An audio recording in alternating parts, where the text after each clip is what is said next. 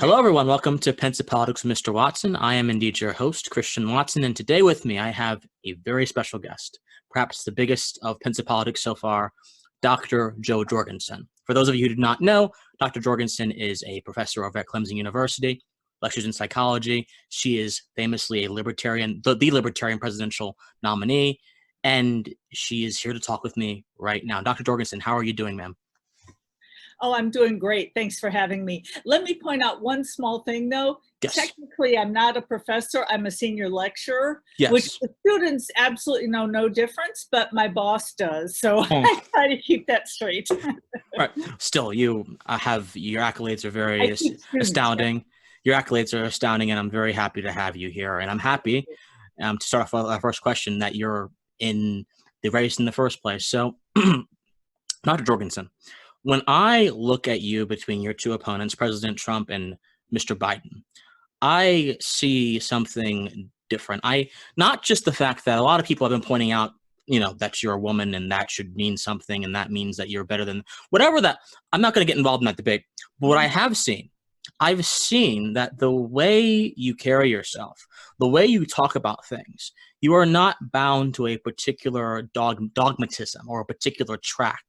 You are instead bound to the conviction of your principles, which rests in the affirmation of what human beings really can do when they are left alone. And so entering into this space, which is such an anathema to that idea, which completely and utterly sort of rejects that kind of idea in a way by having government act as a paternalistic entity for many reasons, or having government act as a savior for industries that may be dying or may just be going out of fashion. In so many ways, our politics is emblematic of a sort of almost human sentiment. So with that in mind, how do you take forth that mantle of truth, that mantle of illumination, which the Libertarian Party's insignia symbolizes, and put it into our political discussion in a way that is not only effective right now, but also pays dividends years down the line? Yes, well, as you were alluding to, you're correct. The Libertarian Party has a platform that most sticks with individual rights and individual responsibilities. So rather than going through, every time the wind blows, we change our minds, we stick to life, liberty, pursuit of happiness. And we believe that government's job is police, courts, and military. Anything above that, what you're doing is you're asking bureaucrats to spend your money on their lobbyists, their special interests. And you mentioned the two other people. And I'd like to mention that, or point out rather, that when we look at those two guys, even though they keep throwing barbs at each other and say, anybody but Trump, or you can't let Biden and Nancy Pelosi win, really with both of them, you get bigger government. You get more spending, you get fewer freedoms, you have people who are taking away your right to choose your education, choose your healthcare plan, choose your retirement, choose any of those. So the Libertarian Party is the only one who says, you know what, government is not going to be your mom or dad.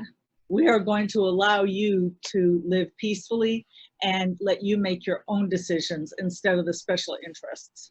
And isn't it a shame that very solemn principle, which this country was founded upon, which this country was literally birthed upon, which every historical institution in this country, especially the colonialist era institutions that came out of the revolution, are embedded with that sort of self-reliant spirit, the frontier which pushed forward American progress in the 19th, 20th century. All of the great American hallmarks are embedded with this very simple truth. Why do you think today that what you just said and what I'm saying and what libertarians have been screaming since the 70s, since the party was established in the 70s, is such a radical proposition, is such a quote-unquote crazy proposition? Why do you think that is? Why have we gotten further from glory? Not to be cliche, but to try to explain this. What's going on? Well, I think it's because the other two parties control the media. And granted, you've got some media that are right, some media that are left, but they are basically packaging it in a way that it doesn't sound radical. And I would suggest that we're the only party. In fact, we've got so many volunteers who come to the party because they say, wow, what Dr. Jorgensen just makes sense. It's common sense. So we're getting so many non-libertarians because if you actually listen to the message and not listen to the people on the media screaming, calling us names, but actually listen to the message, you'll see it's the only radical message. You know, what's radical about having a drug prohibition that's like the alcohol prohibition from the last century? Who wants to bring back alcohol prohibition? When's the last time you heard, for instance, of two liquor store owners having a shootout on the street corner where an innocent 5-year-old child gets struck by a bullet? When's the last time you heard of a liquor store owner in the high school trying to push gin? When's the last time you heard of somebody breaking into houses because he couldn't or she couldn't support her vodka habit through a normal job? So rather than having Philip Morris, Seagrams, and so forth sell our drugs, instead we make them illegal, just like during Prohibition, and now we put the money in the gangs. How does that make sense? That's what I call radical. What I call radical is having the government spend over half of your money. What I call radical is that you have a community and that you, instead of making your own decisions for education, you send money to the federal government, and you have a huge Department of Education that has a one-size-fits-all that puts, gives you your money back. If you look at rural Appalachia, they've got very different needs than, let's say, people in downtown New York City. But trying to get us to all fit into a one-size-fits-all, that's what's radical. We are simply saying that let's try the non-radical idea of people making their own decisions instead of letting bureaucrats and politicians and lobbyists make them for us. Indeed, and it seems that given the spirit of this country was conceived from, you would think that people would be more amenable to that kind of thinking, but unfortunately they're not. And you mentioned a lot of interesting stuff in that response. And what I'm really getting from all of that is that people think this way. They are so want for paternalism because, again, of societal expectations shifted by government action. A lot of people say that politics is downstream from culture or whatever. But I like to say that politics can mold, and this should not be the case, but this, unfortunately, it is. Politics can mold and even shape how the culture is, because you can have a culture of people that are against whatever political ideology a party, like, for example, the culture in America right now is very much opposed to Donald Trump's kind of politics. It just is. A vast majority of people are. And that was shown in the election when Hillary Clinton got more votes than he did popularly, and that's shown how a lot of people react, his disapproval numbers and everything like that. So, but still, the government is maintained by people who have a certain mindset. But the danger is when the government is able to inflict their mindset onto the people and then use that to drive home their power, to give legitimacy, to give authority, to give grounding to what they're doing. And so under a Jo Jorgensen presidency, how would you use that specter of cultural influence that the government illegitimately possesses to drive forth a recognition of what has always been there in the first place, i.e. our eternal, inherent, natural human freedom? How would Jo Jorgensen do that? Well, the good news is, and I got to admit, I was getting worried for a while, thinking that maybe we had lost that. And I'd like to point out that 3 of my grandparents are immigrants. They came over in the 19-teens. And so we also have not only what you talk about from taking our country from the British, we've also got the kind of people who came over here who were independent, fiercely independent enough to leave their safe homeland and come to a free country. And I was beginning to get a bit worried that maybe we had lost that independence until I saw all of the protests about being under house arrest from this COVID-19 thing. And when I saw the people in Michigan who were like, no, I'm not staying home. And they got in their cars and they ran, and I thought, good. We still have some of that American independence left, and people don't want to be stuffed. So I would use what I would call the natural quest for freedom that people have, and we do. Let me give you an example, and not to get too much into this, but there's something called reactance theory. Remember, I do teach psychology, and it's basically what we call reverse psychology in everyday language. Not sure if you heard the stories about Tipper Gore, Al Gore's wife, who backstarted the Parents Music Resource Council, and they wanted to ban CDs. So this will tell you how far back it goes.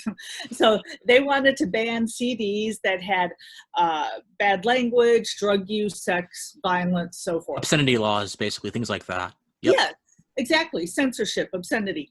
And so they had all these congressional hearings. It was pretty funny because one of the people who was for the music industry was Dee Snider of Twisted Sister. And so he would show up, you know, with this hair everywhere, talking for, you know, prim and proper Tipper Gore.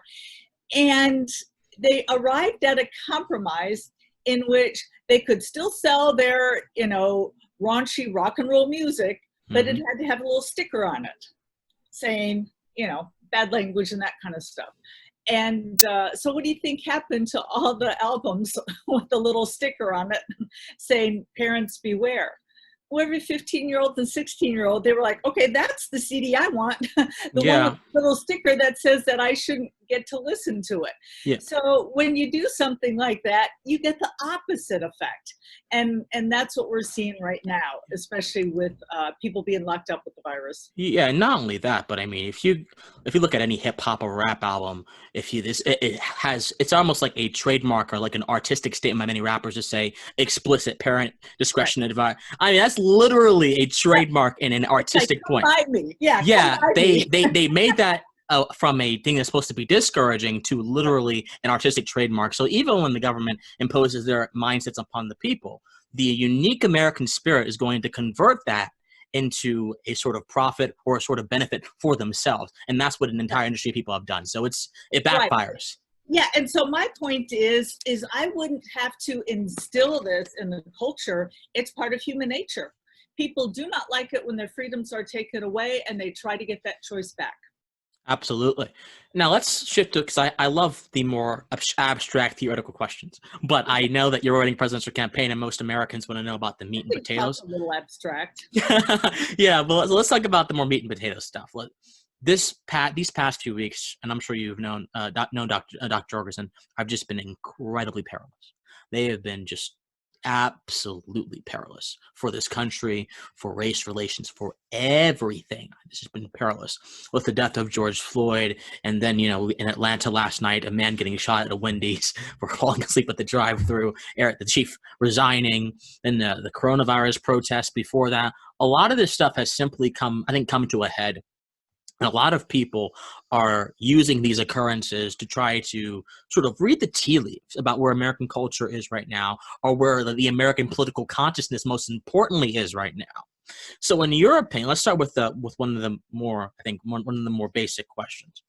What do you think about where number one, Americans are in the relationship to the police, and number two, where is your campaign in relationship to law enforcement reform? Because I had talked to Spike Cohen, you're running me, a week ago. He talked about reform and qualified immunity, all that kind of stuff.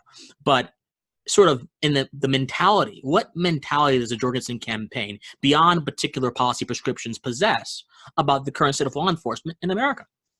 Well, let me answer that part first, because that's the simple part. The federal government should have absolutely nothing to do with the police. Crime is a local issue. Amen. Assault, robbery, burglary, all of that's a local issue. And I will leave it up to the police departments, the mayor, the city council, the taxpayers, the voters. Let them handle it. And again, maybe different policing communities have different ideas. Now, of course, if somebody's rights are being violated, then we would step in.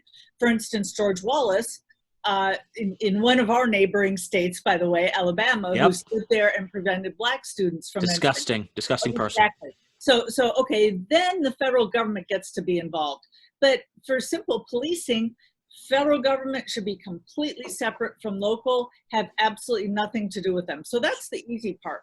Now, as far as where we are now, I would suggest that it's the federal government being where it shouldn't be that's caused all of this. So a lot of people don't realize that the federal government is giving tanks, grenade launchers, and some of these other equipment to local police departments. They're giving them money to buy extra equipment. They're giving them free training.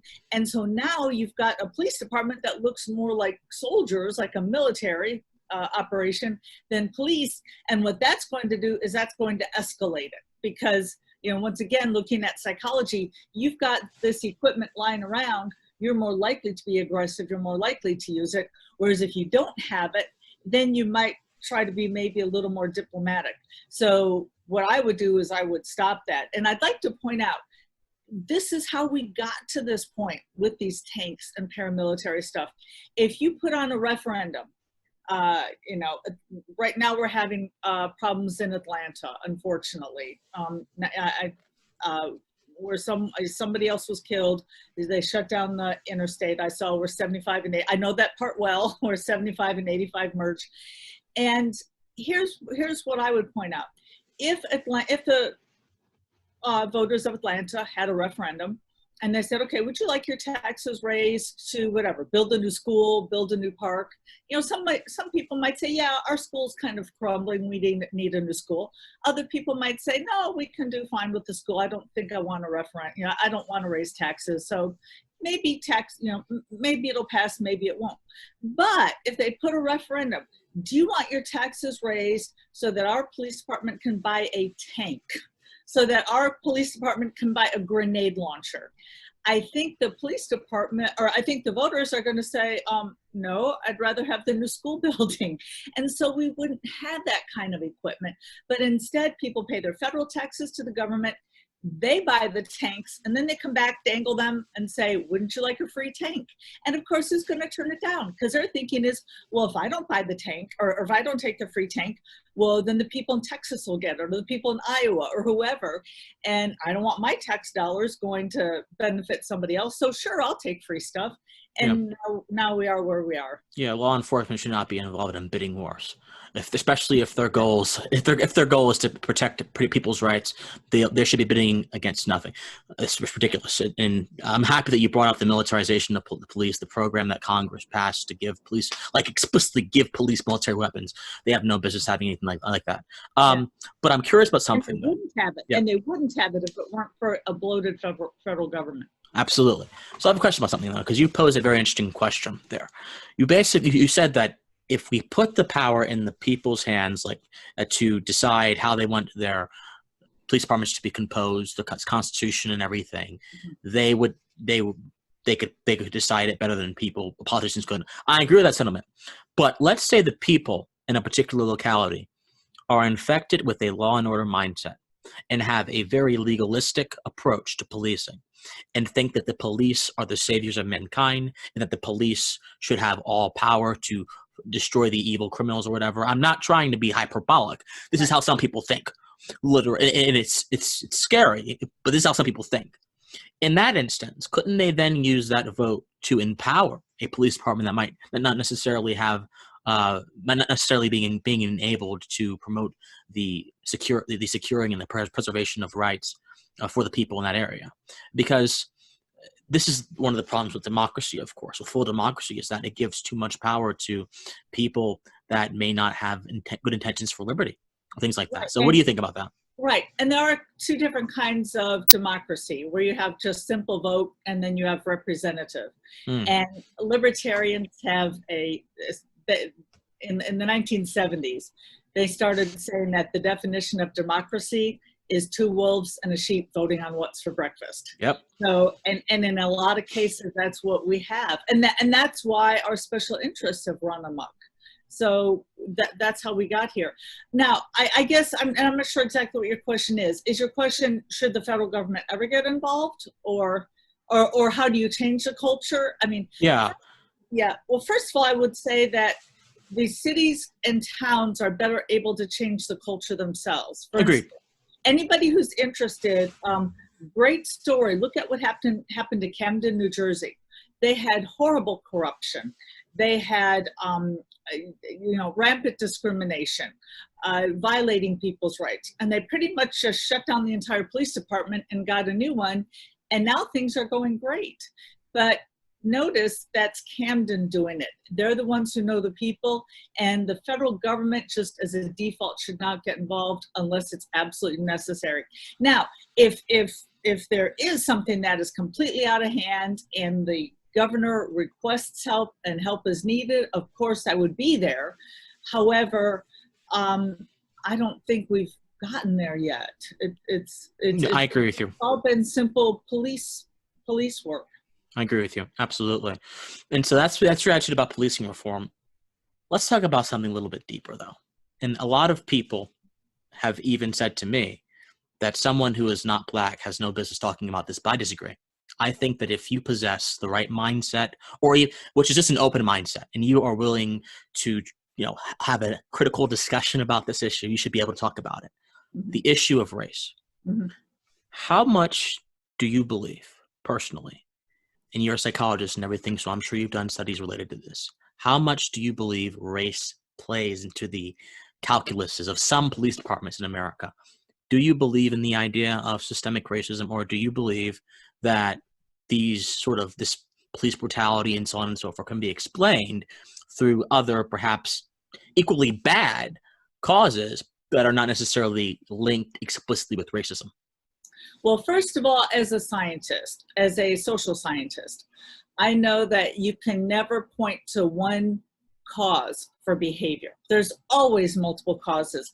Remember, some of those include genetic and biological on top of what's going on at the moment. So we've got all sorts of causes. But I will say that absolutely there's been systemic racism right in the laws of our country. And I like to point to two things. First of all, after the slaves were freed, the slaves were actually going through a very economically prosperous era. The first 10 years, they were out there, they were skilled craftsmen, because remember, they were the ones doing the work. And so they're out there offering their excellent talents or excellent skills at a lower price because they're just getting into business, which, by the way, is what I did when I started my business. I offered awesome. lower price. Yeah, I offered lower prices because that's what you got to do to get your foot in the door. So they're out there just booming, and the whites are scratching their heads going, oh my gosh, how do we stop this? How do we get our monopoly back? Well, instead of competing with them on price, instead of saying, okay, we've got to offer better quality and better pricing, instead they wrote it into the law. And that's how we got Jim Crow laws, because whites could not compete economically, so they used the force of government. And then the other part I would like to talk about is the rest of the story for the Rosa Parks story. Most of us have heard of Rosa Parks, the Black woman who was ordered to sit in the back of the bus and she refused. And we all think she's a hero. She was. What a lot of people don't realize is, first of all, about 60%, 60 to 70% of the ridership were Blacks at the time. And secondly, that bus was a government-owned, government-run bus.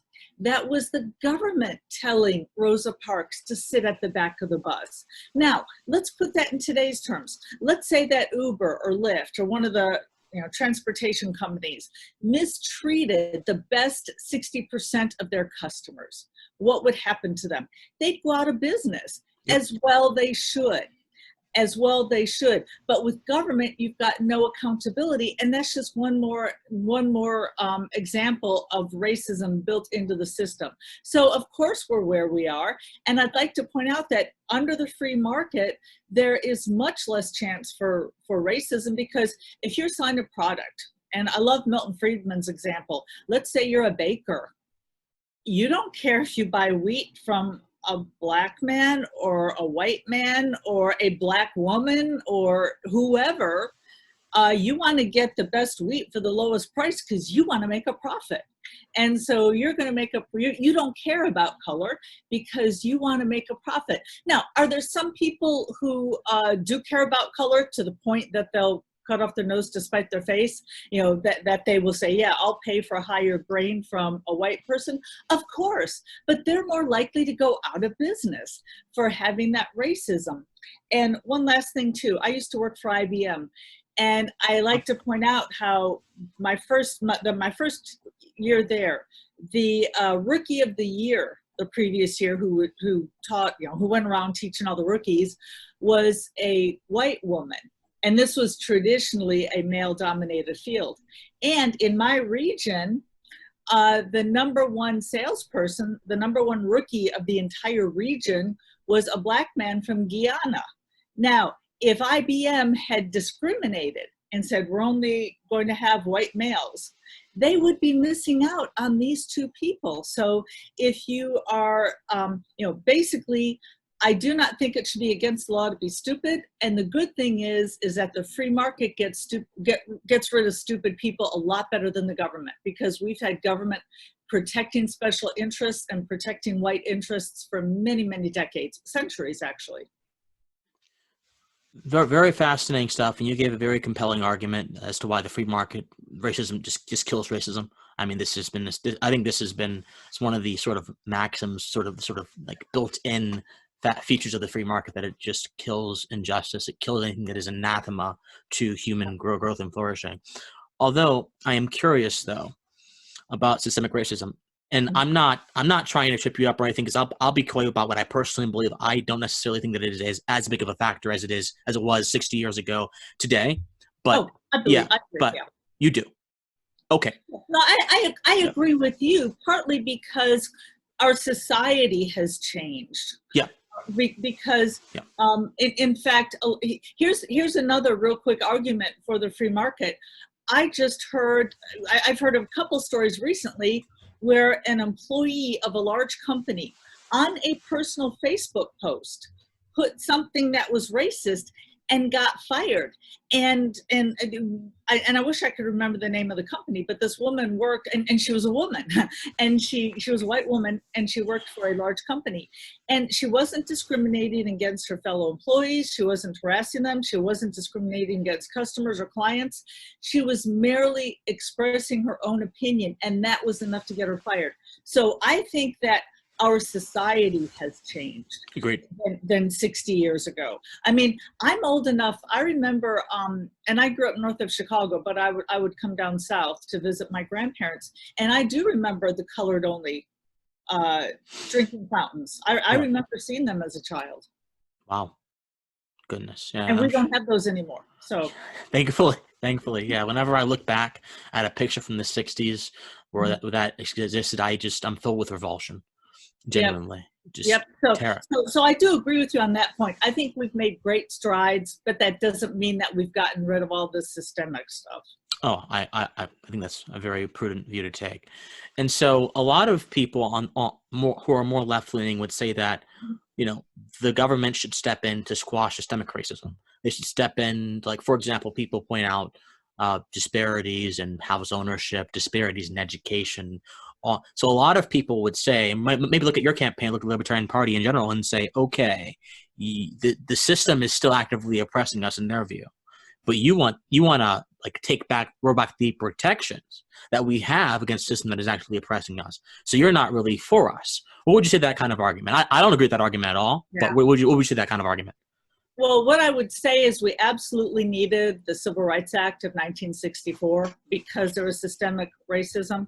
But I think there should have been a sunset provision put into it, because now we're having a backlash going the other way. And libertarians believe that nobody should be discriminated against, blacks or whites, women or men, Latinos, whatever group. And what we're having now is because we've got a system that looks like it's quota driven, now people's race is being brought to the forefront, and that's what we see. To the point that now we've got people saying, oh, I don't notice you're black, even though you can perfectly see. So, it's like, let's just all get along. Right. Oh, yeah. I wish people could, just follow the golden rule and just get along. But unfortunately, many people cannot. And so I don't want to speak for any major group. I don't want to do that. But from my interactions with other African-American individuals, I can say that a lot of folks among the African-American contingent within the United States do feel like they need government protections to be protected from the government. It's not logical, in my opinion, but they do feel like that. And so if libertarians are going to reach a lot of people, African Americans in this country, how do you think they can do it while also holding the position that anti-discrimination laws should not exist and that the Civil Rights Act should at least Title III, where it prevents private businesses from doing what they want to do, should be gone. And because those are positions, again, that I entirely accept. I think they are valid. I think they are good. I agree with them. But a lot of African Americans are like, ooh, no. And they're scared when they hear that. How do you bridge that divide? Well, I would say, first of all, there's a difference between government and how government treats people and private industry and how they treat people. And I would point out, if you look at the government, for instance, in South Carolina, there was a case that made news in which a white woman had a black repairman come fix, I think it was her washing machine. And and the guy owned his own business. He was very successful. And she said, you know, how are you doing with all this race stuff going on? And he said, well, thank you for asking me. And they just kind of, what they said, you know, open a dialogue. But, and he said that, you know, now here he is, a successful businessman, profitable.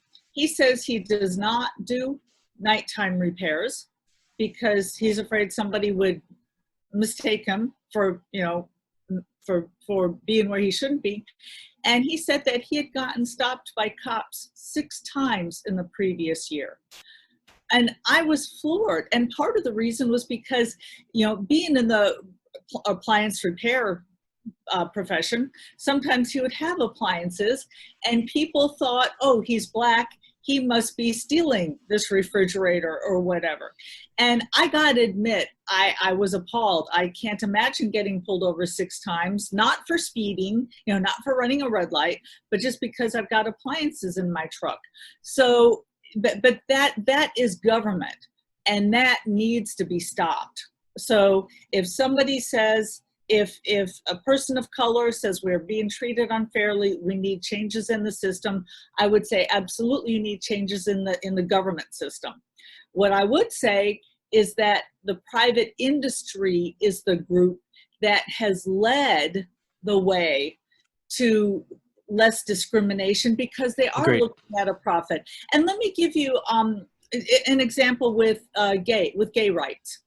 A lot of people don't realize that the Walt Disney World in the early 90s started offering benefits to spouses, to partners of their gay employees in the early 90s. That was like 20 years before the government came around to doing it. And if you look at child labor laws, a lot of people say, well, if it weren't for the government, we'd still have 6-year-olds working in the factories. No, it wasn't until people were already not allowing their 6-year-olds to work because they're prosperous enough that then the government passes the law. Right. And so if you look at the changes in the laws, you'll see that the change in society had already started, and government just can't keep up with that. And again, the private industry does a much better job of not discriminating because they're held accountable, whereas government isn't. Government can be as racist as they like, and there's not a whole lot you can do about it. But private industry, if they want your business, they better treat you right because you have a choice and you can go to somebody else. And that's and that typically is what happens. Excellent. We're wrapping up in a few minutes, sir, but I just got a few more questions because, again, you are fascinating. And again, I am forever thankful for your time. So I like how you put all of that because again, I think that a lot of African Americans have been entrapped into thinking that the government is necessary for them to survive in this country, necessary for them to be considered as people in this country, because it was the government that did pass the Civil Rights Act, but it passed the Civil Rights Act not because it's the government, because it for once, government actually acknowledged a single truth, that individuals are valuable and don't deserve to be treated differently because of an arbitrary characteristic. And so, but the government itself is predicated, or how the government acts is predicated upon untruths, lies about how people act, forced altruism, these benevolent desires manifested through dark means, so to speak. And so, to put it artistically. And so I'm happy that we have this sort of. I'm not so eloquent. I just talk nuts and bolts to people. So. No, that's good. I could never run president. I could never run president. But piggybacking off of that, what do you think of the sort of idea that as we continue to see many people get scared about their losing their job to some foreign industry or whatever, and that sort of protectionist ideology, that nationalist ideology, that is baked into a sentiment of competition, not cooperation, competition between the United States and China and Russia and our adversaries. What do you think we can do, or your campaign can do in this season, to dispel that notion and to root it out from the political discourse, or to soothe the very real fear of someone losing their job to someone and disconnect it from a sentiment that might be opposed to immigration coming here? How does the Jorgensen campaign fight the same kind of fear that has the same foundation that a lot of people who are concerned about racism have? The idea, because both of them say, I need the government to protect me from people who are racist, I need the government to protect me from people who are going to take my job. How do you fight those things at their foundation? What do you do? Do you just talk to people? Do you use statistics? How do you reach people in the depths of their soul to dispel that sort of fear around that kind of stuff? Well, how about using motivation? Typically, ooh, okay. People will typically work more if they get more money, right? And in fact, yes, that's why the Soviet Union failed. They had a policy of basically, we pretend to pay you, you pretend to work. So the first thing I would do is I would get rid of the corporate income tax so that companies wouldn't be putting factories around the world, so that they are more likely to stay here and people are more likely to have jobs here. But secondly, maybe there are some things that are economically more feasible to be produced overseas, but we have advantages to produce other things here. And yes, what we're looking for is overall economic prosperity. And, you know, kind of where the chips fall. Now, let me point out, because you brought up Russia and China, and you didn't really bring up the military, but I would like to point out, like to point out, first of all, what I would do is I would reduce the military budget by about 2/3, because even if we reduced it by 2/3, we would still have the largest military in the budget-wise in the entire world. Yep. We'd be tied for number one.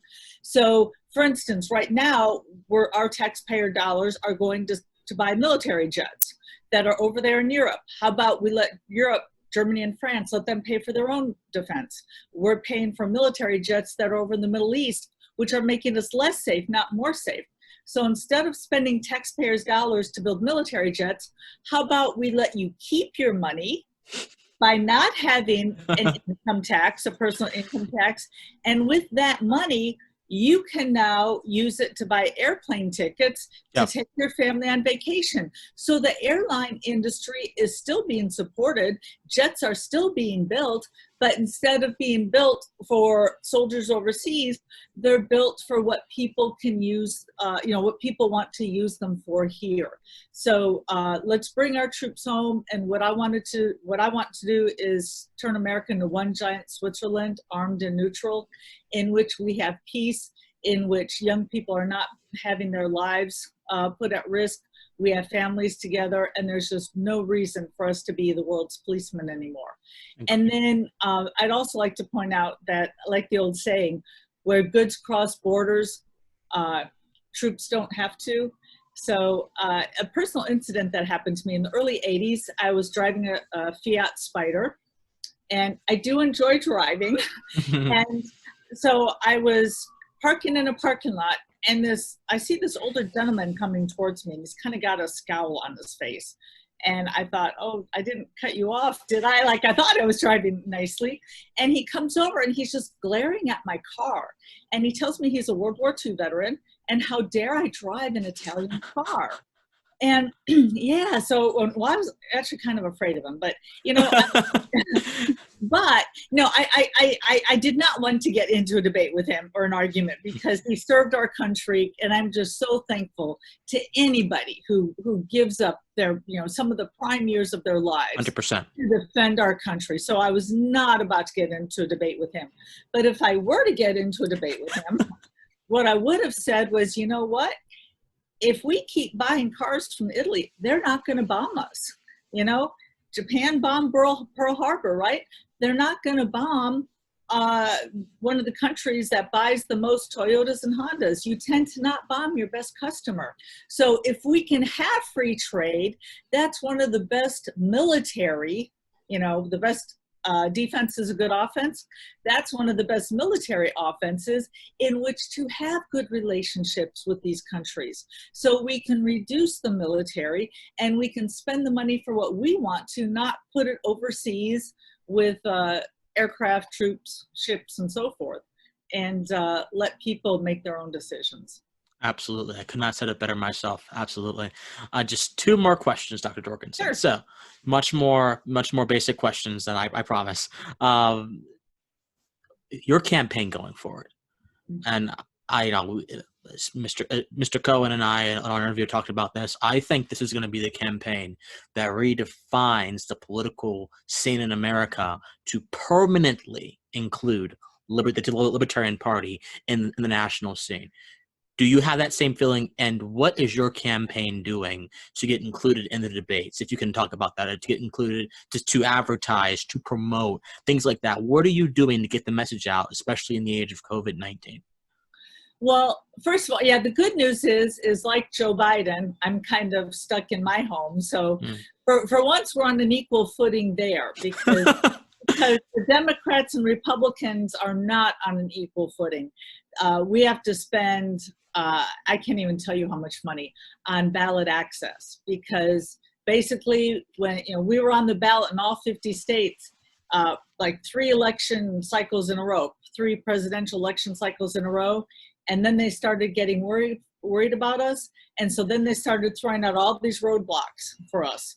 And what's interesting is that if you look at some of the hoops we have to jump through, when other countries do it, our federal government labels those countries as not having free and fair elections, and yet they're doing the same thing in this country. So they're putting up roadblocks. So what we're doing is we're trying to get to people through social media, and we're doing a great job because, first of all, we are just overwhelmed by how many volunteers that we've had sign up. Many more than we thought. And what's even more exciting is so many of them are non-libertarian volunteers. Wow. We were really caught off guard by that. I mean, of course, we welcome them in, but usually when a campaign starts off, you start off with your core people and then you spread out. But we started out with our non-core people. And we've heard in the media, of course, they keep referring to them as 2 old rich white guys, which of course helps us. And people are saying, yeah, we don't want another old rich white guy. And so I would at this point like to mention if you'd like to, please come to joj2020.com and help us out. And please vote for me next November to show those people. And to further answer your question, a lot of people got the polls wrong because they were only polling recent voters. They did not look at people who never voted or hadn't voted in 20 years. And these people were saying, I'm sick with the system as it is. I want an outsider like Donald Trump.